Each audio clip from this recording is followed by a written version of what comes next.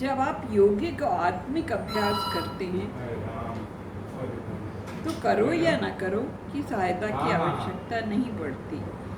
आप एक प्रायोगिक मानव हो जाते हैं और वही सच्चा धर्म है। बचपन में माँ बाप आपको निर्देश देते हैं क्या करो क्या नहीं, फिर आपके निर्णय स्वयं हो जाते हैं।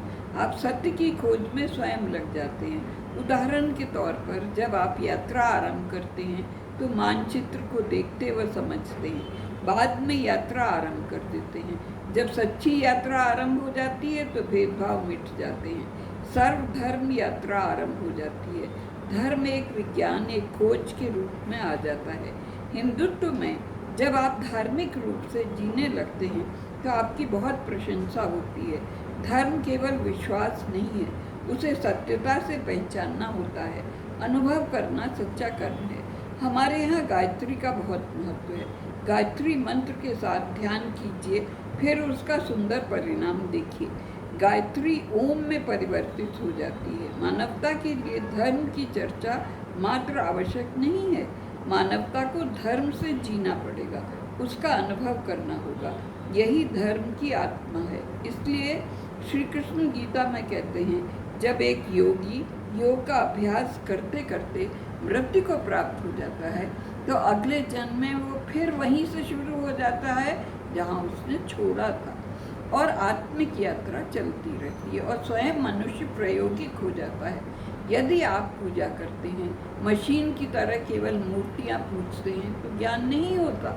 जब आप अपनी अपवित्र भावनाओं का समर्पण करते हैं, पापों को ईश्वर पर चढ़ा देते हैं, अपने दोष कम करने का प्रयत्न करते हैं, तब सच्ची पूजा है। इस प्रकार जन्म से जन्मों तक आत्मिक जागरण चलता है। अंत में मोक्ष के निकट पहुंचते हैं। यदि आत्मिक बल के हथियार नहीं होते तो उन्हें जोड़ना पड़ता है, अर्थात शुद्ध जीवन, सत्य जीवन, ईश्वर का सामीप्य जुटाना पड़ता है। उदाहरण के तौर पर नारद को लीजिए। उन्होंने गर्भ से ही महात्माओं की बातें सुनी, प्रयत्न किया और अगले जन्म में जाकर देवताओं के गुण गायक बने। एक योगी उन सबसे श्रेष्ठ होता है जो केवल पुस्तक ज्ञान पाते हैं या केवल उसे बनाने में कर्म करता है। अतः हे अर्जुन, तुम योगी बनो। पतंजलि ने मन शांत रखने, स्थिर रखने के उपाय बतलाए हैं। गीता कर्म, ज्ञान, भक्ति और ध्यान की ओर आपको कितना इंगित करती है। काम करते समय, खाली समय, आराम के समय, मानवीय संबंधों में, ध्यान में ऐसे मनुष्य योग को अपनाते हैं। हर कार्य में योगी होना आपको तपस्या से भी ऊपर उठा देता है। केवल परमात्मा को जानना आत्मज्ञान पूर्ण नहीं है, उसे अनुभव करना ही सत्य योग है। केवल झूठे आडंबर करने वाला योगी से निम्न है। श्री कृष्ण कहते हैं, हे अर्जुन, जो तुम्हारा जन्म सिद्ध अधिकार है उसे प्राप्त कर लो। प्रत्येक व्यक्ति योगी हो सकता है। मध्य मार्ग अपनाइए, न अधिक भोजन न कम भोजन, न अधिक कार्य न अधिक आराम।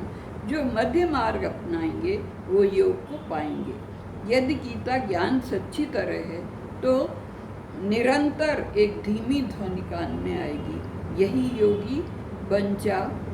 दौड़ने की आवश्यकता नहीं, शक्ति अनुसार आगे बढ़ते चलो। इसमें किसी के आगे जाने से द्वेष, ईर्ष्या नहीं होनी चाहिए, वरन ये भाव हो कि आप आगे चले, मैं आता हूँ।